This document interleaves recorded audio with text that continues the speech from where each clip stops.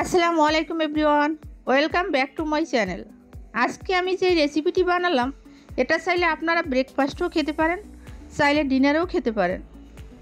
এই রেসিপিটি সবথেকে সুস্বাদু ও স্বাস্থ্যসম্মত। আপনারা চাইলে আজকের আমার এই স্বাস্থ্যসম্মত রেসিপিটি ফলো করতে পারেন।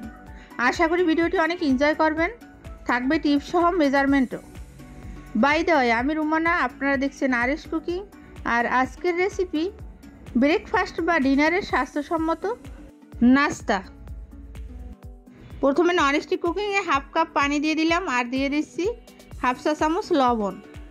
পানিটা যথেষ্ট পরিমাণ ফুটে উঠেছে আর এখন দিয়ে দিচ্ছি 1 কাপ ময়দা।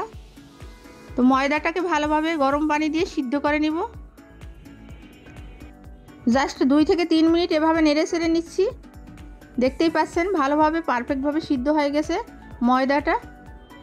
এখন আমি নামিয়ে নেব চুলা থেকে। এ পর্যায়ে হাত দিয়ে জাস্ট একটু ট্রাই করে দেখছি, একদম সফট হয়ে গেছে।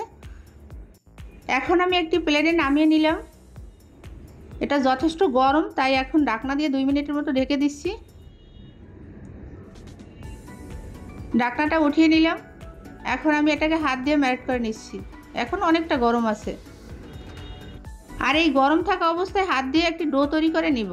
এটা ঠান্ডা হয়ে গেলে কিন্তু ভালোভাবে ডোটা তৈরি হবে না। এই ছোট ছোট টিপসগুলো মনে রাখলে অবশ্যই এরকম রেসিপি আপনারাও ট্রাই করতে পারবেন। দেখতেই পাচ্ছেন একটি ডো তৈরি করে নিচ্ছি। আমি একটি লম্বা ডেলা তৈরি করে নিলাম। এখন ছোট ছোট লেচি করে নিব। এটা থেকে একটা রুটির জন্য যেটুকু পরিমাণ দরকার আপনারা চাইলে বড় রুটি তৈরি করতে পারেন বা চাইলে ছোট রুটি তৈরি করতে পারেন। তো আমি একদম মাঝারি সাইজের রুটি তৈরি করব, তাই এভাবে লেচিগুলো কেটে নিচ্ছি। মোট 5টা লেচি হচ্ছে এখানে আমার।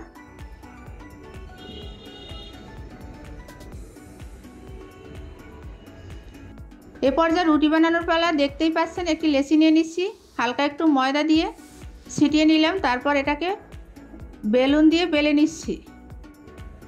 একদম সহজ, এই রুটিগুলো যে কেউ বানাতে পারেন। আর সবসময় ট্রাই করবেন হাতে তৈরি নাস্তা বানাতে। এটা কিন্তু একদম পারফেক্ট স্বাস্থ্যসম্মত হয়। দেখতে দেখতে একটি রুটি বানানো হয়ে গেছে। দেখতে পাচ্ছেন আমার রুটিটা কতটা পাতলা, এই যে হালকাভাবে দেখিয়ে নিলাম। এখানে সব রুটিগুলো বানানো শেষ। এখন আমি ভেজে নিব। কোনো প্রকার তেল ইউজ করব না, তেল ছাড়া ভেজে নিব। রুটি ভাজার জন্য একটি তাওয়া বসিয়ে দিচ্ছি। তাওয়াটা গরম হয়ে আসার পর একটি রুটি দিয়ে দিচ্ছি।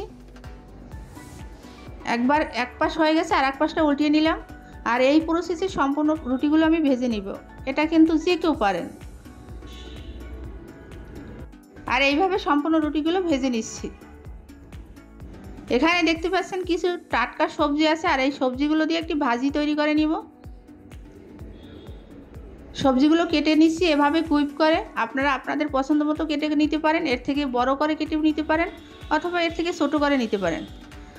চুলায় একটি প্যান বসিয়ে দিচ্ছি আর তেল দিয়ে দিচ্ছি। সাথে দিয়ে দিলাম হাফ চা চামচ জিরা। জিরাটা একদমই অপশনাল, আপনারা চাইলে স্কিপ করতে পারেন, তবে জিরাটা দিলে ভাজিটা খেতে অনেক ভালো হয়। আর দিয়ে দিচ্ছি হাফ কাপ পেঁয়াজ কুচি। সাথে দিয়ে দিলাম কাঁচামরিচ, মাছ থেকে ছিঁড়ে দিয়ে দিচ্ছি।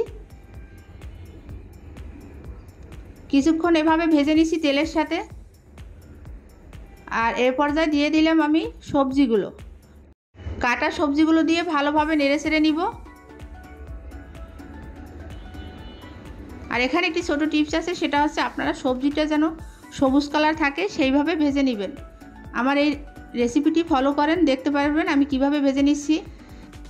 এখানে দিয়ে দিচ্ছি স্বাদ মতো লবণ এবং দিয়ে দিচ্ছি হাফ চা চামচ হলুদের গুঁড়া। নেড়ে চেড়ে ঢাকনাটা দিয়ে ঢেকে দিলাম। কিছুক্ষণ কুক করার পরে ঢাকনাটা উঠিয়ে নিচ্ছি। দেখতে পাচ্ছেন অনেকটা পানি ছেড়ে দিচ্ছে সবজি থেকে। আর এখানে এক্সট্রা কোনো পানি দেবো না, এই পানিতে এটাকে ভেজে নিব।